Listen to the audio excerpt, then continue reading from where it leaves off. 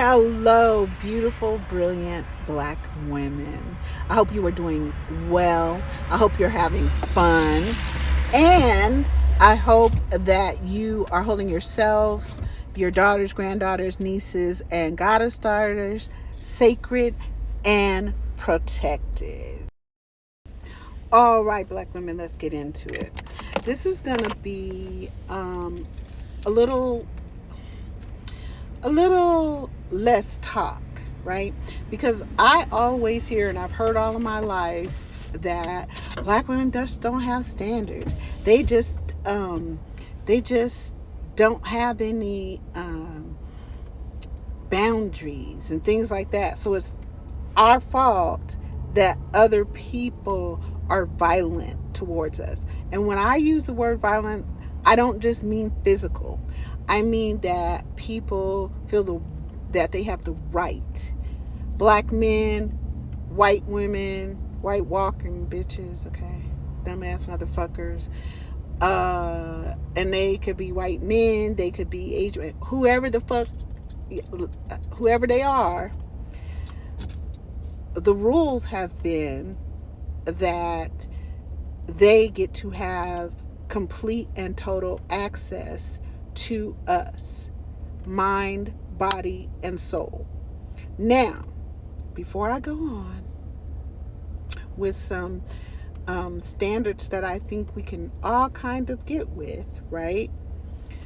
I want you to think of a time, whether you were a young girl, a young lady, or a full-grown woman, that it doesn't matter whether it was at work and you was dealing with white bitches, white motherfucking men's, or you were going to the grocery store, let's say, and it was a black male, okay?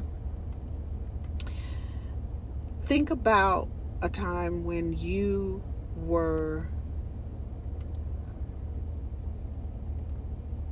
basically addressed as if you owe that person a smile on your face, that you reset your face, that you code switch, right?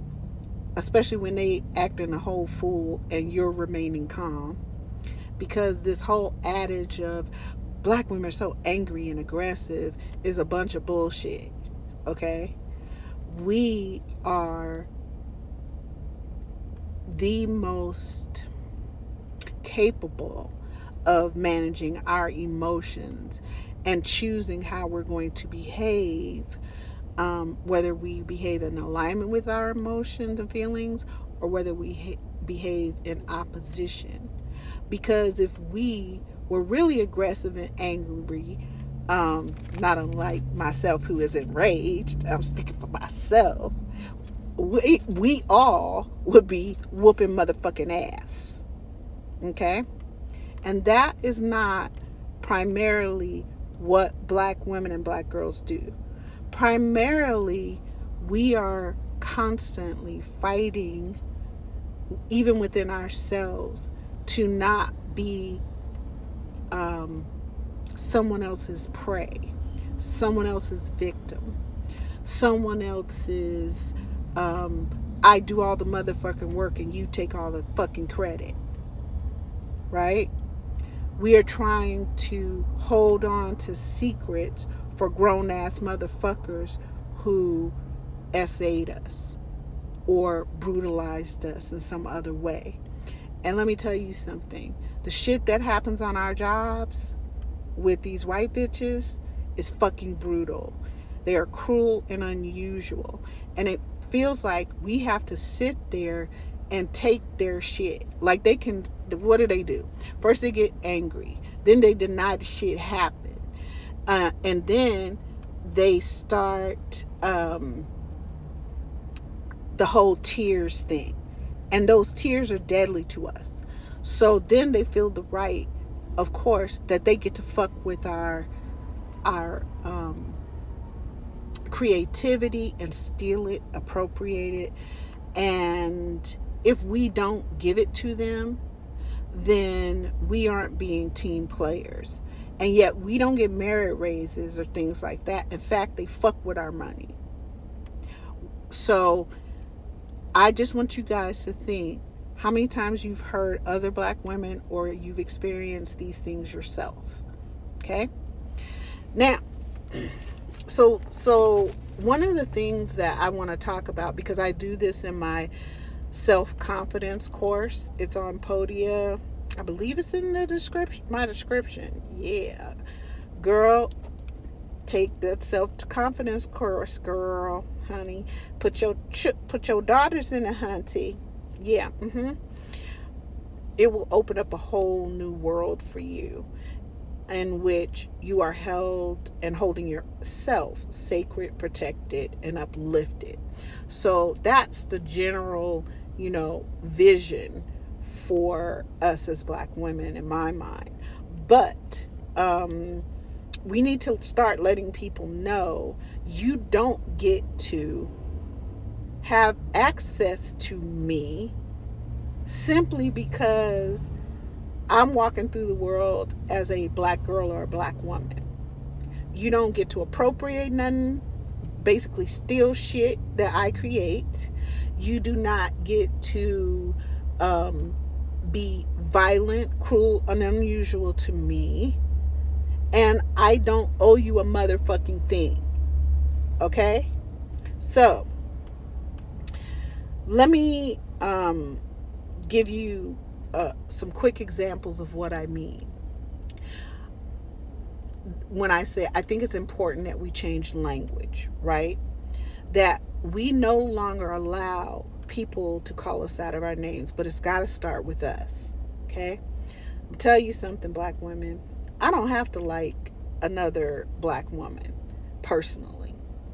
And I have every intention on seeing her held sacred, uplifted, and protected.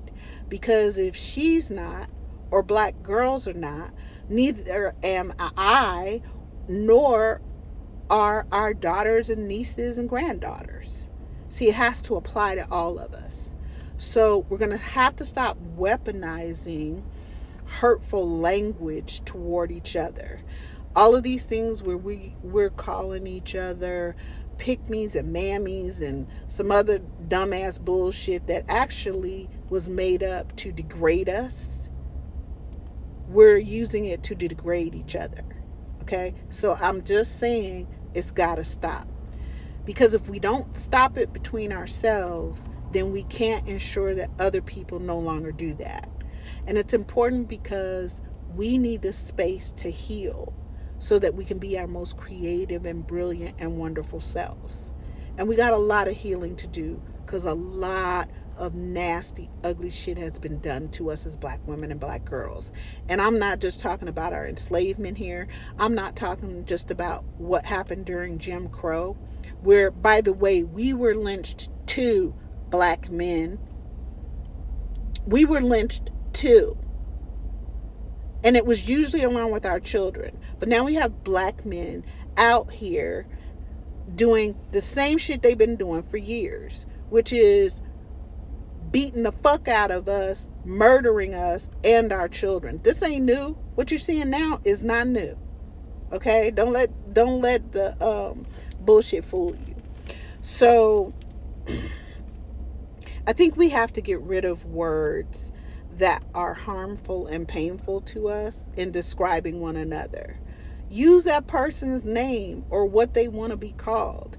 We do not have to talk about what someone looks like, doesn't look like, and all of those things. It's because it's irrelevant.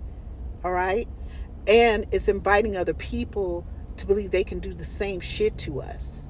So, like I will say to a black man that walks up on me, like at the grocery store or something, and then maybe he is just saying hello. I don't owe you a hello, motherfucker. Get out of my airspace. So my question is, oh, you didn't speak? Who the fuck are you talking to? That's my motherfucking question. And from there, it's going to get real ugly. Because now that nigga, he got a problem. So you see what I'm saying? We have to change how we deal with one another in order to ensure other people do not mistreat